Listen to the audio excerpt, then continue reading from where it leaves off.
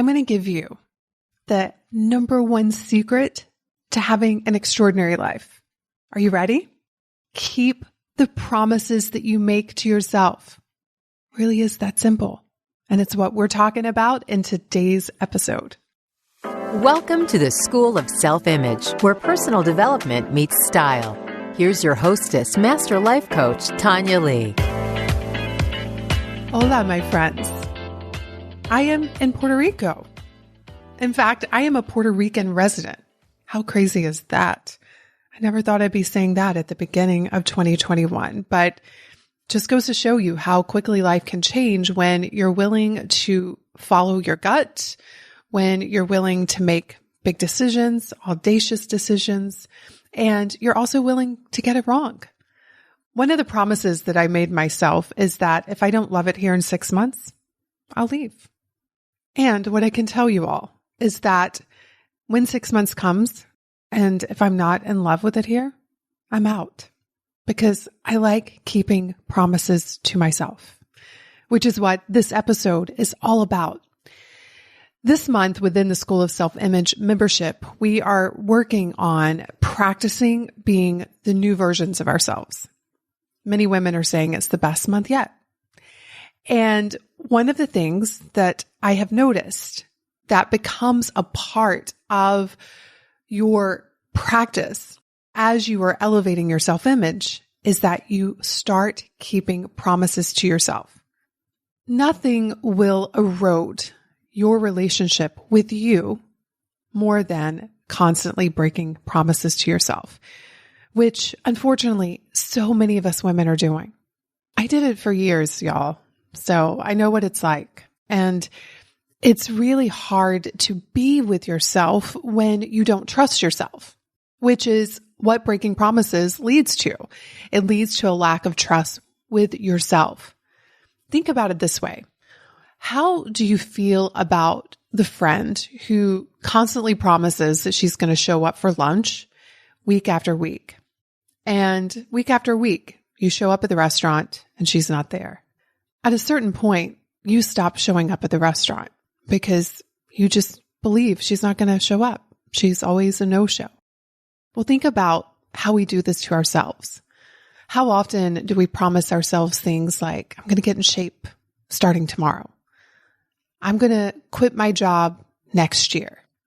I'm going to fill in the blank of the thing that we promise ourselves we're going to do and we never do it.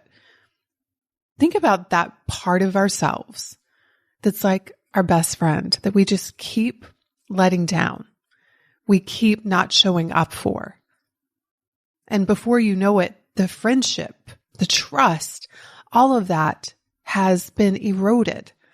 And it's really hard to live an extraordinary life if you don't trust yourself, if you don't have a good relationship with yourself, which is why keeping promises to yourself is one of the most necessary skills that you need to practice in order to elevate your self-image.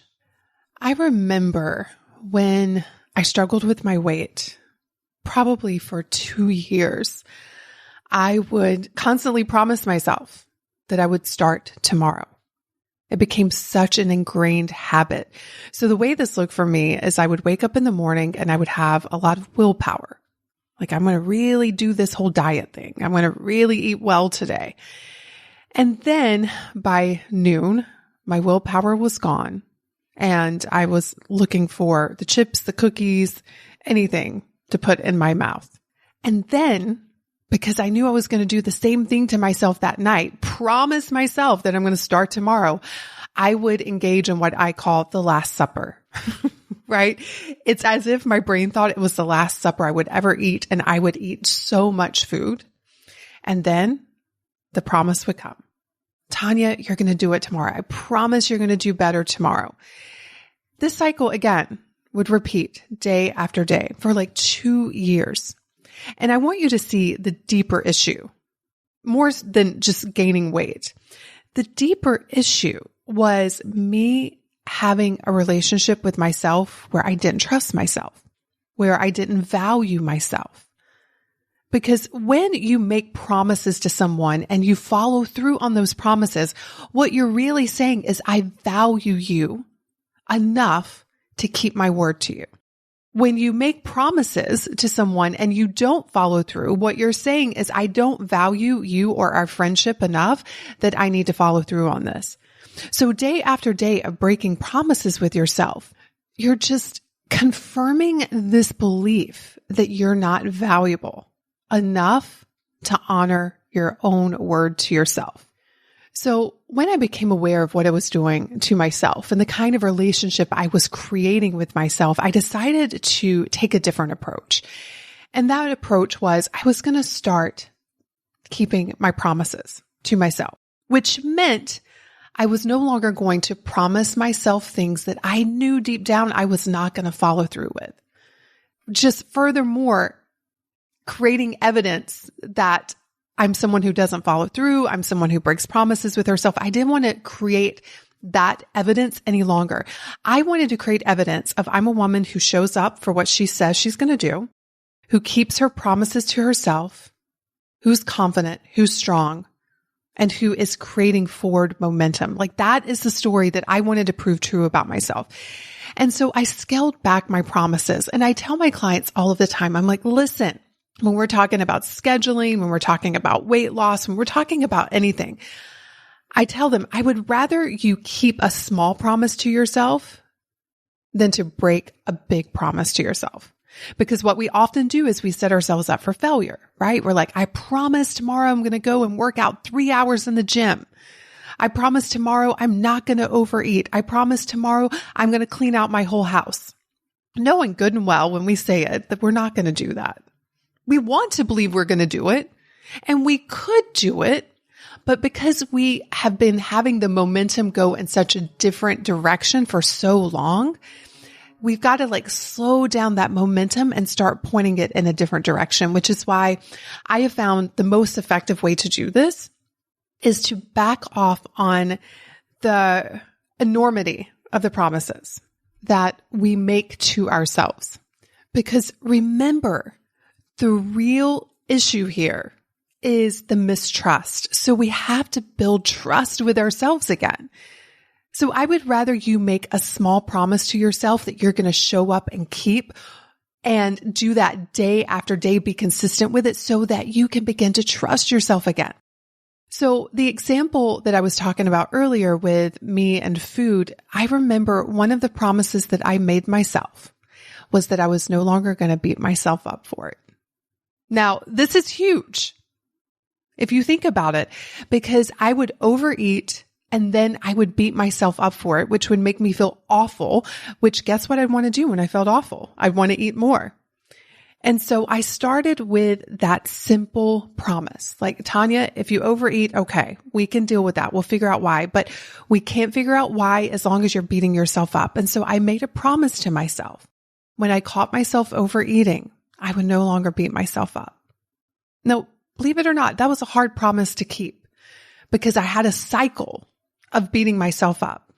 And I believed that by being hard on myself, it was going to make me change. But I had so much proof that that wasn't true.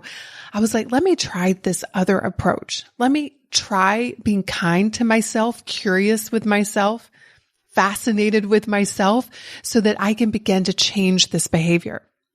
So that was a promise that I made to myself. I've been keeping that promise to myself for over a decade. It is very rare for me to beat myself up any longer. Do I get frustrated with myself? Yes. Am I sometimes disappointed in myself? Yes. Just like I would be with a child, right?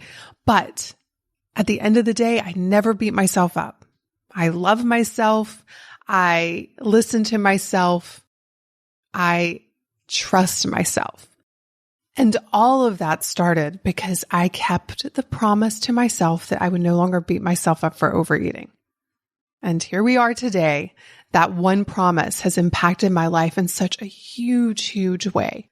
And it actually started out as a little promise to myself because I kept breaking the big promises. But keeping that little promise to myself is what helped me get over a weight issue. I started to trust myself again. And because I was being kind to myself, I was paying attention to myself. I was watching my own brain. I was watching my patterns from a place of love and compassion. And so, yeah, keep your promises. One of the things that I teach when I'm working with women about scheduling their goals, overwhelm, is be very careful about what you put on your calendar. Many women just throw a lot of stuff on their calendar because they think being busy is cool. They think being busy is a badge of honor. And most of the time, they cannot do everything that they've put on that calendar. And they end up feeling disappointed in themselves. They end up feeling frustrated. They end up feeling overwhelmed, not understanding that they created all of it. I would rather you put 3 things on your calendar every single day that you know you're going to show up for than 15 things that you hope you're going to get done. And then when hope isn't enough and you don't get it done, you use that as a reason to feel bad about yourself and to beat yourself up. I want you to see everything that you put on your calendar is a promise. It's either a promise to yourself for something that you're going to do for you, or it's a promise to other people. Now, here's the really interesting thing, my friends. When it comes to the promises that we make to other people, almost all of the time, notice how they get done. When we tell our boss that we're going to have something on his desk by 2:00, when we tell our children that we're going to be there for their recital, when we tell our friend that we're going to pick them up for lunch, when we tell our sister that we're going to keep her kids, notice how we almost always keep those promises to everyone else. But when it comes to our promises to ourselves, the promises that will make us healthier, the promises that will make us richer, the promises that will make us happier, the promises that will make us feel more joyful, how we break those promises. It's crazy, right? And why is that? Why are we so willing to keep promises to other people, but break them with ourselves? When I ask clients why they do this, they'll often say, well, I don't want to disappoint people. I want people to like me. I want people to trust me. And then I turn the camera around and I ask them to explore if they like being disappointed in themselves, if they enjoy not liking themselves, if they enjoy not trusting themselves, because ultimately that's what happens. If you think other people aren't going to like you when you break your promises to them, how do you feel you're going to think about you? If you think other people are going to be disappointed, what about you disappointing yourself? If you think other people aren't going to trust you, what about you not trusting yourself? Because at the end of the day, my friends, we have to be with ourselves for the rest of our lives, 24/7. So if we want to have an extraordinary life, it means we have to have an extraordinary relationship with ourselves, which means we have to be women who keep promises to ourselves. I'm always using our future selves as our guide. When I think about our self-image and elevating our self-image, I'm always thinking about coming from that image of ourselves and showing up and being that version of ourselves now. And one thing I can tell every single one of you is that that future version of you, she would be more willing to break a promise to others than she would herself. Why? Because she values herself that much. She loves herself. She believes in herself. She has a great relationship with herself. And that kind of relationship only can happen in an environment of trust. And the only way you can build trust with yourself is to stop breaking promises to yourself and to start keeping them. So be mindful of the promises you make. Don't make promises so big that you're almost guaranteed to break them. Therefore, just feeding the story that you have about yourself of how you never follow through, how you never finish anything, how you are constantly sabotaging yourself and you're disappointing yourself. Stop making these big promises. Let's start healing that relationship with yourself by making smaller promises that you will commit to showing up for. And the more you do that, the bigger your promises will get. And the bigger your promises get, and the more you follow through on them, the bigger your life gets. That is the power of keeping promises to yourself. So, what promise are you going to keep to yourself just this week? I'd love for you to share it with me. You can go to my Instagram at Tanya Leigh, TonyaleIGH. Send me a message and let me know, what promise are you going to keep to yourself this week? Cheers, everyone. I'll see you next week. Hey, have you grabbed your free copy of the School of Self-Image Manifesto? If not, what in the world? Head over to schoolofselfimage.com/manifesto and get a copy that teaches you how to think and show up in the areas of mindset, style, and surroundings so that you can transform your self-image.